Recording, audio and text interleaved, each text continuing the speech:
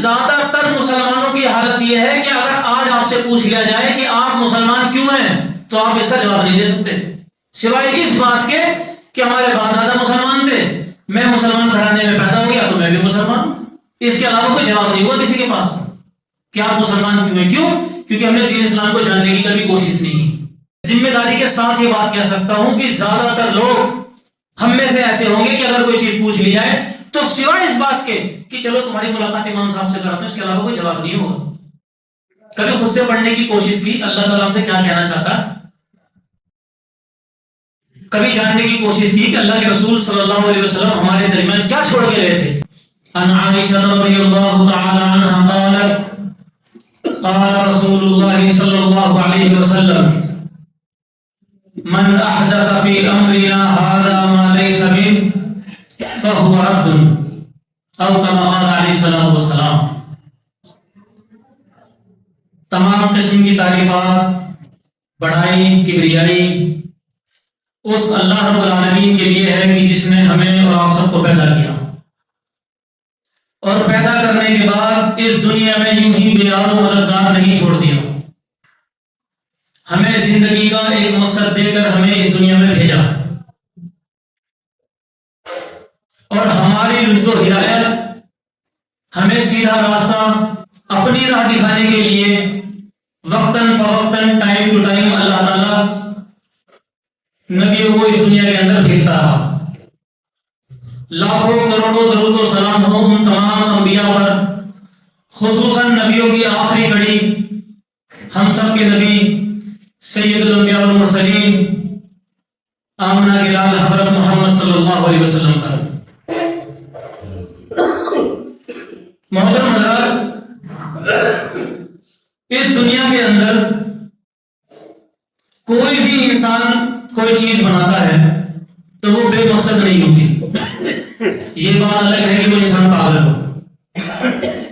اب سوچنے والی بات یہ ہے کہ اللہ تعالیٰ نے یہ جو نظام بنایا ہے، انسان کو بنایا ہے، اور پوری کائنات میں سب سے افضل اور اعلیٰ سب سے بہتر مخلوق اللہ تعالیٰ نے انسان کو قرار دیا، تو کیا اللہ تعالیٰ نے ہمیں یوں ہی پیدا کر کے چھوڑ دیا کہ ہم بس پیدا ہوں، بچپنا کھیل میں لگا دیں، جب جوانی آئے تو کمائیں، گھر والے شادی کرتے بچے ہوں اور بوڑھے اور مر جائیں؟ یہ کام تو جانور بھی کرتا ہے، اگرچہ ان کی شادی نہیں ہوتی لیکن بچے جانور بھی پیدا کرتا ہے، کھانا وہ بھی کھاتا ہے، اور اس طرح کی زندگی جی کر کے وہ بھی دنیا سے چلا جاتا ہے۔ تو کیا اللہ تعالیٰ نے ہمیں یوں ہی دنیا کے اندر بھیج دیا؟ یہ ہماری زندگی کا کوئی مقصد ہے؟ اسی طرح ہم دیکھتے ہیں کہ دنیا کے اندر بہت سا انسان ایسا ہے، بلکہ زیادہ تر اگر میں کہوں تو یہ بات غلط نہ ہوگی، کہ دنیا کی زندگی میں اتنا مگن ہو چکا ہے، اسے دیکھ کر لگتا ہے کہ اسے کبھی موت ہی نہیں آنے والی، اس طرح جیے جا رہا ہے، اور جب موت آتی ہے تو ایسا لگتا ہے کہ کبھی یہ زندہ ہی نہیں تھا۔ آپ دیکھیں نا قبرستان میں جا کر کے بڑی بڑی کوٹھی، بنگلے، حویلیاں جن کے نام کے سکے چلا کرتے تھے زمانے کے اندر، لوگ نکلتے پڑتے جنہیں سلام کیا کرتے تھے، ایس پی صاحب، ڈی ایس پی صاحب، ڈاکٹر صاحب، السلام علیکم، کہاں یہاں بولو ہے نا وہ نشان کا اس دنیا کے اندر باقی ہے؟ منو من مٹی کے نیچے دفن ہے۔ انسان اس بات کو بہت اچھی طرح جانتا ہے، چاہے وہ کسی بھی کام کا ہو، کہ ایک دن اس کو موت آنی ہے، لیکن افسوس کی بات یہ ہے کہ موت کے بعد کیا ہونا ہے، موت سے آگے زندگی کیا ہے، ہم اس کی کیا تیاری کرنی ہے، کسی کے پاس اس کے لیے کچھ تیاری ہو نہ ہو، لیکن ایک مسلمان کو اس چیز کی تیاری کرنی چاہیے، اور اس چیز کے لیے راہ عمل ہمیں اللہ کے نبی صلی اللہ علیہ وسلم دے کر کے گئے ہیں، کیونکہ موت تو یقینی ہے، موت تو ایک دن آ کر کے رہے گی۔ اور کمال کی بات یہ ہے کہ جب موت آتی ہے تو سب سے پہلے انسان سے اس کا نام چھین لیتی ہے۔ مثال کے طور پر کسی انسان کا نام شہزاد ہے اور اپنے وقت کا بہت پیسے والا آدمی ہے، لوگ اس کے رتبے کو مانتے ہیں، اپنے گھر کے فیصلوں میں بلاتے ہوں، کوئی معاملہ محلے کے اندر ہوا، گلی کے اندر رشتہ داریوں میں، تو سب سے پہلے اسے بلایا جاتا ہو، لیکن جب وہ مر جائے گا اور چارپائی پہ پڑا ہوگا تو خود اس کے گھر والے، اس کے بچے ہوں، اس کی بیوی ہو، اس کے کزنز ہوں، کوئی بھی ہو، کوئی یہ نہیں کہے گا کہ شہزاد بھائی کو جو ہے اب نہلا دو، شہزاد بھائی کو کفن دو، سب کیا کہتے ہیں؟ میت کو کفن دو، نام چھن گیا، ختم، چلا گیا انسان دنیا سے۔ آج ہم لوگ سوچیں کہ کیا ہماری کوئی تیاری ہے؟ ہم جیے جا رہے ہیں، دنیا کے اندر مگن ہیں، آخرت کی ہمیں کچھ فکر ہے؟ حالانکہ اللہ تعالیٰ کا بالکل واضح فرمان ہے، قل اے نبی آپ لوگوں سے کہیے، ان الموت الذی تفرون منہ فانہ ملاقیکم، آج تم جس موت سے بھاگ رہے ہو نا، فانہ ملاقیکم، یہ موت ایک دن آ کر کے تمہیں پکڑ لے گی۔ اور دوسری جگہ اللہ تعالیٰ نے ارشاد فرمایا، اینما کنتم او اینما تکونوا یدرککم الموت، تم دنیا میں جہاں بھی رہو موت تمہیں ڈھونڈ لے گی، ولو کنتم فی برج مشیدہ، چاہے اپنے آپ کو مضبوط قلعوں کے اندر بند کر لو، موت تمہیں آ کر کے رہے گی۔ لیکن افسوس کی بات یہ ہے کہ یہ تمام چیزیں جاننے کے بعد، ایسا نہیں ہے کہ میں کوئی بہت نئی چیز آپ کو بتا رہا ہوں، آپ الحمدللہ مسلمان ہیں، مسجدوں میں آپ آتے ہیں، جمعے کے خطبے ہیں، جلسے ہوا کرتے ہیں، آپ نے تقریریں سنی ہوگی، یوٹیوب کا زمانہ ہے، سب کو پتہ ہے یہ باتیں، لیکن افسوس اس بات کا ہے کہ پتہ ہونے کے باوجود ہماری تیاری کیا ہے آخرت کے لیے، ہم کیسی زندگی جی رہے ہیں؟ کبھی غور کیا ہم نے اس چیز پر؟ نہیں۔ زیادہ تر انسان کی سوچ یہ ہے کہ ابھی جوانی ہے، کما لیتا ہوں، ابھی تو بڑھاپا بہت دور ہے، جب بوڑھا ہو جاؤں گا، جب ہاتھ پیر میں جان نہیں رہے گی تو مصلی پکڑ لیں گے، مسجد کا کونا پکڑ لیں گے، پھر اللہ اللہ کریں گے۔ گارنٹی ہے کسی کی بڑھاپے تک پہنچے؟ کوئی لکھ کے دے سکتا ہے اس بات کو کہ وہ بڑھاپے تک جیے گا؟ کسی کو نہیں پتا موت کب ہے، اس کا علم صرف اللہ تعالیٰ کو ہے۔ اسی لیے ہر مسلمان کو زندگی ایسی جینی چاہیے کہ اگلے لمحے موت اس کا انتظار کر رہی ہے۔ اگر یہ احساس دل کے اندر پیدا ہو گیا تو انسان قدم قدم پہ اللہ کا خوف اپنے دل کے اندر رکھے گا کہ نہ جانے میری موت کب آ جائے۔ اور آج ابھی اسی وقت ہم خود اپنے دل سے پوچھ کر کے دیکھیں، انسان کی زندگی میں سب سے بہتر جج، فیصلہ کرنے والا انسان کا دل ہوتا ہے۔ آپ منہ سے کچھ بھی کہتے رہے، انسان کا دل فیصلہ کر دیتا ہے کیا چیز صحیح ہے کیا چیز غلط ہے۔ آپ خود فیصلہ کر کے دیکھیں، اگر ابھی اسی وقت ہمیں یہاں پر موت آ جائے تو کیا ہمارے اعمال اس لائق ہیں کہ اللہ تعالیٰ ہمیں بخش دے گا، جنت نصیب کر دے گا؟ ہے ہمارے اعمال اس لائق؟ بالکل نہیں، قطعی نہیں، کوئی دعویٰ نہیں کر سکتا۔ اور اس سے بھی افسوس کی بات تو یہ ہے کہ بہت سارے لوگ جو نمازوں کے تو پابند ہیں، جو دین اسلام پر عمل بھی کرنا چاہتے ہیں، لیکن بڑے افسوس کی بات یہ ہے کہ انہوں نے کبھی دین اسلام کو سمجھنے کی کوشش نہیں کی، انہوں نے یہ سارا ذمہ مولویوں کے اوپر چھوڑ دیا کہ کوئی بھی مسئلہ پیش آئے گا تو مولوی صاحب سے پوچھ لیں گے، ہیں تو صرف مولوی صاحب۔ آج ہمارے معاشرے کا یہ حال ہے کہ اگر ہمارے گھر میں ہمارے باپ کی موت ہو جائے تو ہم اس کا جنازہ نہیں پڑھا سکتے۔ اگر ہمارے کسی قریبی، ہمارے بھائی، ہمارے باپ کی میت ہو جائے، وہ مر جائے، تو سب سے زیادہ حقدار اور سب سے بہتر جنازہ کون پڑھا سکتا ہے؟ جنازے میں کیا ہوتا ہے؟ میت کے لیے دعا ہوتی ہے جنازے کے اندر۔ ایک امام جو نہ آپ کا رشتہ دار، جو ابھی ہو سکتا ہے آپ کو پچھلے 5-10 سالوں سے جانتا ہو، آپ کی مسجد میں امام ہو، وہ کہیں اور نہ آپ کہیں اور کے، وہ آپ کے گھر پہ آپ کے باپ کی میت پڑھانے آئے گا، اور دوسری طرف آپ ہوں کہ آپ کو موقع ملے کہ آپ اپنے باپ کے حق میں دعا کریں، تو دل سے زیادہ خلوص کے ساتھ دعا کس سے نکلے گی؟ امام سے یا اس آدمی کے بیٹے سے جس کا باپ مرا ہے؟ ظاہر سی بات ہے کہ بیٹے کے دل سے نکلے گی، ایک بیٹا اس درد کو محسوس کر سکتا ہے۔ لیکن آج افسوس کی بات یہ ہے کہ ہم نے مولوی پروفیشن لا کر کے کہ قرآن پڑھنا، حدیث پڑھنا، اسلام کی تعلیم حاصل کرنا مولویوں کا کام ہے۔ ہمارے گھر میں کوئی نکاح ہوگا تو مولوی صاحب کو بلا لیں گے، کوئی بچہ پیدا ہوگا تو اذان دینے کے لیے مولوی صاحب آ جائیں گے، نکاح ہے تو 500 روپے میں مولوی صاحب کو بلا لیں، مولوی صاحب پیچھے نکاح پڑھائے اپنا چلے، بات ختم۔ کبھی ہم نے کوشش کی کہ ہم دین اسلام کو جانیں، سمجھیں، پرکھیں؟ بہت سی بار ایسا ہوتا ہے کہ ہم سماج کے اندر دیکھتے ہیں کہ ایک آدمی مسلمان، سر پہ ٹوپی ہے، چہرے پہ داڑھی ہے، کرتا پاجامہ ہے، دیکھنے میں تو مسلمان لگتا ہے، اور ہمارے بغل میں نماز پڑھ رہا ہے، لیکن اس کی نماز تو ہم سے مختلف، میری نیت یہاں ہے، اس کی نیت یہاں ہے، میں رفع نہیں کرتا، رکوع میں جاتے ہوئے ہاتھ نہیں اٹھاتا اور وہ ہاتھ اٹھاتا ہے۔ کبھی ہم نے جاننے کی کوشش کی ہے کہ آخر ایسا کیوں ہے؟ کبھی دل کے اندر یہ تڑپ ہو اگر ہم نماز پڑھ رہے ہیں اور نماز کی جو اہمیت ہے وہ کسی سے چھپی بھی نہیں ہے کہ نماز کی کتنی اہمیت ہے، اسلام کے جو 5 ارکان ہیں، جو پلر ہیں 5، اس میں سے دوسرا جو رکن ہے وہ نماز ہے، اور قیامت کے دن سب سے پہلے انسان سے نماز کے بارے میں سوال ہوگا۔ اگر ہماری نمازیں ہی ٹھیک نہیں ہوں گی تو پھر ہمارے آگے کے معاملات کا تو اللہ ہی مالک ہے۔ کیا کبھی ہم نے کوشش کی؟ یہ بہانہ نہیں ہے کہ مجھ سے عربی نہیں پڑھنی آتی، دین تو سارا عربی میں ہے، نہیں، یہ بہانہ نہیں ہے۔ اگر ابھی آج آپ کے گھر ایک خط آئے لیٹر، ایک ڈاکے لے کر کے آئے اور آپ کو بس یہ بتا کے چلا جائے کہ پردھان منتری کے آفس سے یا ودھایک جی کے آفس سے تمہارے لیے لیٹر آیا اور وہ انگلش میں ہو اور آپ کے لیے کالا اکثر بھینس برابر، تو آپ کیا کہیں گے؟ بھائی انگلش تو مجھے آتی نہیں، اٹھاؤ کوڑے میں چلا دو، ایسا کہیں گے؟ نہیں، آپ سب سے بیسٹ آدمی ڈھونڈیں گے کہ کسی انگلش آتی ہے، اور کھانا کھا رہے ہو نا تو کھانا چھوڑ کے بھاگیں گے، بھائی صاحب پڑھ کے بتانا ذرا کیا آیا میرے لیے لیٹر میں، کیا میرے لیے پیغام ہے؟ تو وہ پیغام جو اللہ کا اپنے بندوں کے نام ہے، وہ ہمارے گھر کے اندر غلافوں میں بند کر کے اور تاکوں میں سجا ہوا، بس اسی لیے اللہ کا پیغام اسی لیے آیا تھا ہمارے درمیان کہ ہم اس کو اٹھا کر اپنے گھروں کی زینت بنا لیں، کوئی مر جائے تو قرآن خوانی میں پڑھ لیا، ثواب بخش دیا، بات ختم، اس کے علاوہ ہمیں پڑھنے کی ضرورت نہیں ہے۔ یہ زیادہ سے زیادہ کسی نے پڑھ لیا تو عربی میں ہی پڑھ لیا، میں یہ نہیں کہتا کہ اس کو عربی میں پڑھنے سے ثواب نہیں ملتا، لیکن قرآن کا جو اصل مقصد ہے، دین کا جو اصل مقصد ہے وہ ہے دین کو سمجھنا، اس کے بارے میں جاننا۔ اور آج زیادہ تر مسلمانوں کی حالت یہ ہے کہ اگر آج آپ سے پوچھ لیا جائے کہ آپ مسلمان کیوں ہیں تو آپ اس کا جواب نہیں دے سکتے، سوائے اس بات کے کہ ہمارے باپ دادا مسلمان تھے، میں مسلمان گھرانے میں پیدا ہو گیا تو میں بھی مسلمان ہوں۔ اس کے علاوہ کوئی جواب نہیں ہوا کسی کے پاس کہ آپ مسلمان کیوں ہیں۔ کیوں؟ کیونکہ ہم نے دین اسلام کو جاننے کی کبھی کوشش نہیں کی۔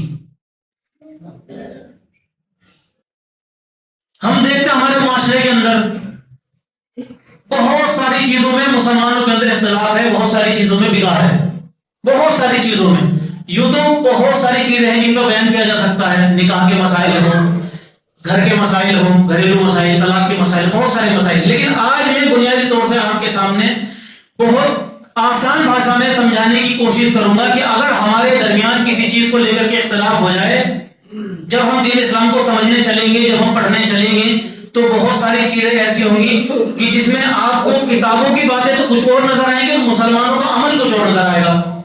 تو ہم ان چیزوں کو حل کیسے کریں، کیسے ہم ان چیزوں کو آسانی سے سلجھا سکتے ہیں؟ سب سے پہلے ہم دیکھتے ہیں کہ اللہ تعالیٰ نے ہمیں اس کے لیے کیا کسوٹی دی، کیا پیمانہ دیا۔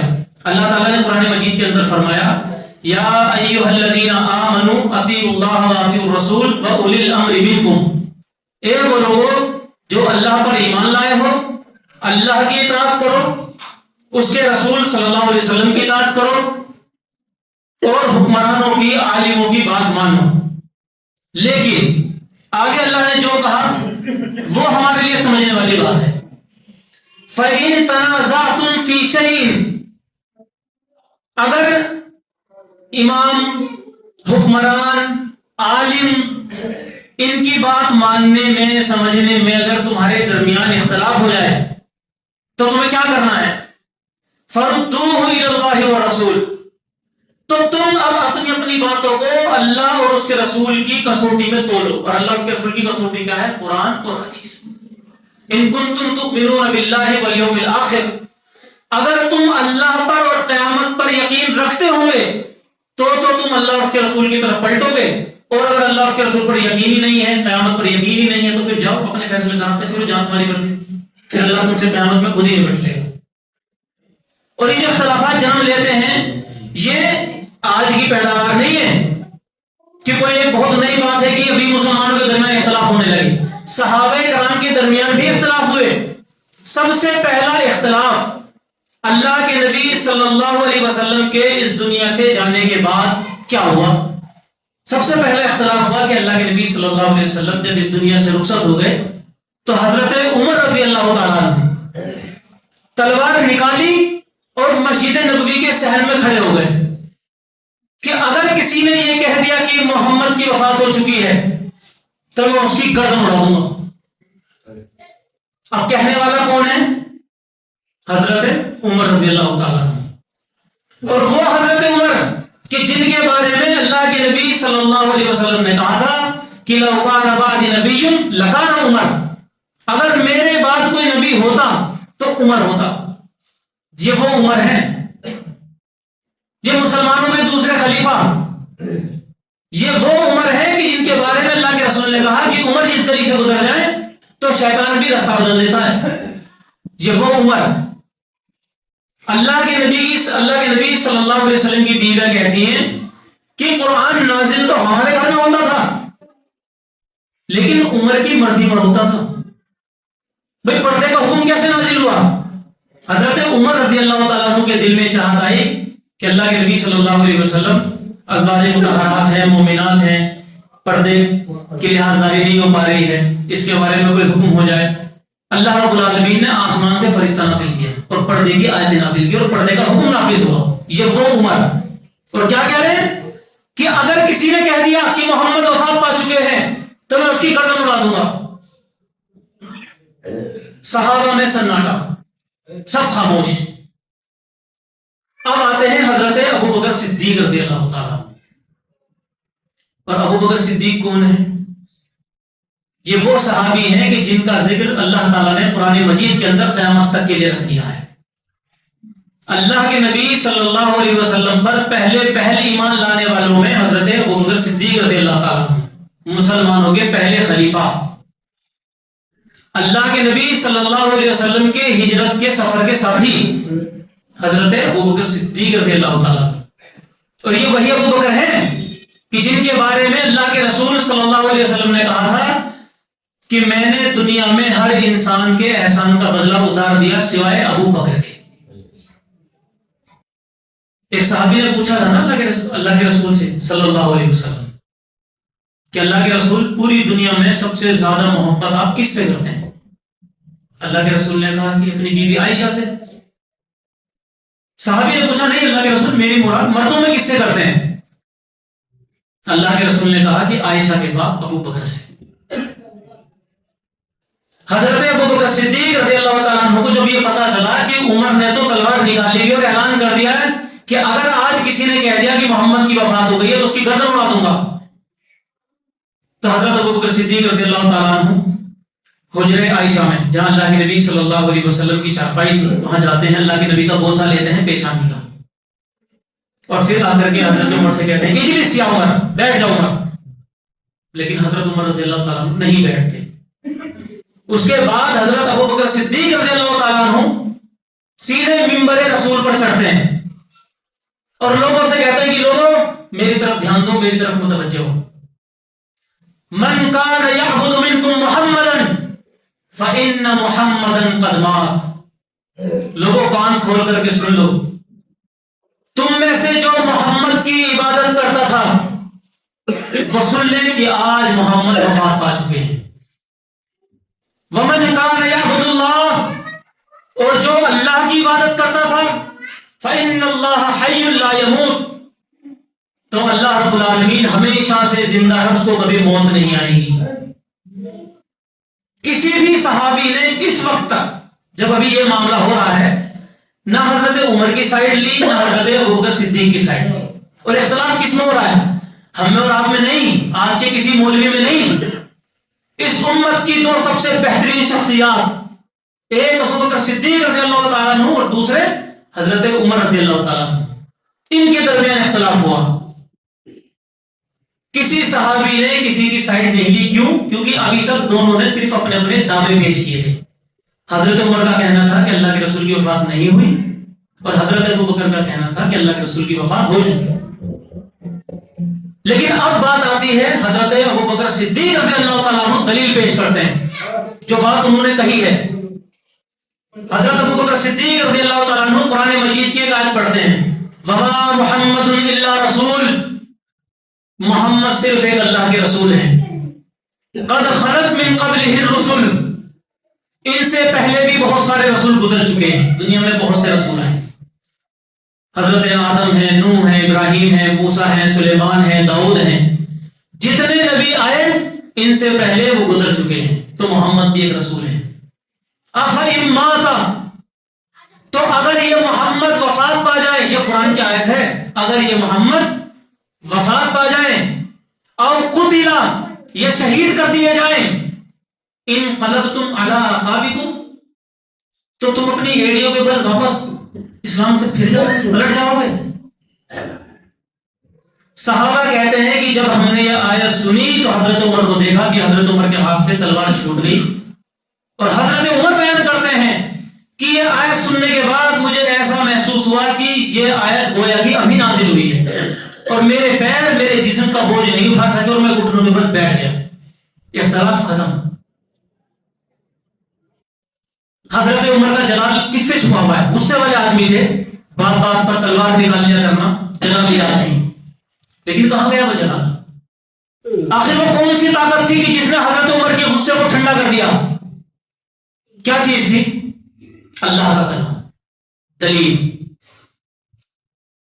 تو آج مسلمان ہونے کی حیثیت سے جب ہم یہ دم بھرتے ہیں اور دعویٰ کرتے ہیں، اور جب ہم نے کلمہ ہی اللہ کے رسول کو پڑھا ہے، تو ہماری ذمہ داری ہے کہ اگر ہمارے سامنے ہماری غلطیوں کی اصلاح کرنے کے لیے ہمارا کوئی بھائی، ہماری مسجد کا امام، ہمارا دوست، ہمارا رشتہ دار اگر ہمیں قرآن مجید کی کوئی آیت پیش کرے، اللہ کے نبی صلی اللہ علیہ وسلم کی کوئی حدیث پیش کرے، تو یہ ہمارا فرض بنتا ہے کہ ہم اپنی پیشانی جھکا دیں، اس بات کو مان لیں، اپنی ناک کا مسئلہ نہ بنائیں۔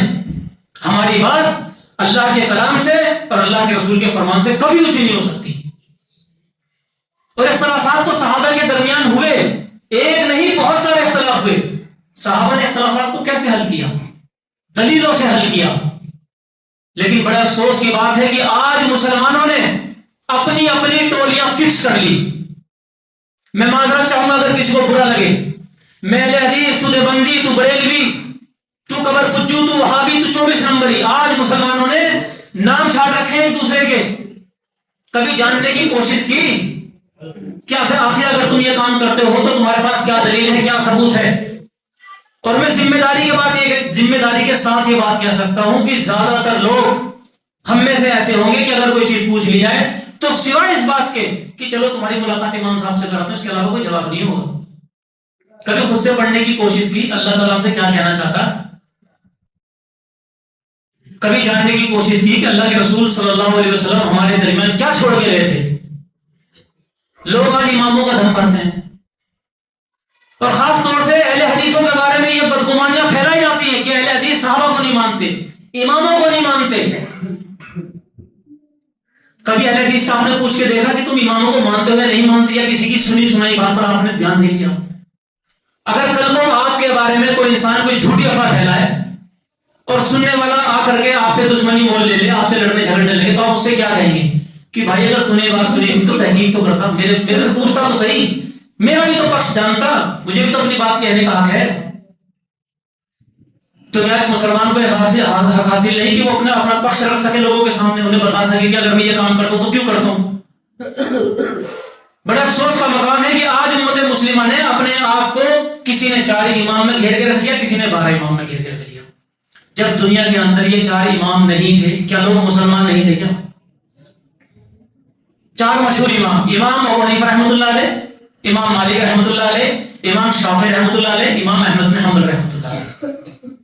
ان میں سب سے پہلے نمبر پر ترتیب کے لحاظ سے، یعنی سب سے پہلے جنم کس کا ہوا؟ امام ابو حنیفہ رحمۃ اللہ علیہ کا، سن 80 ہجری میں۔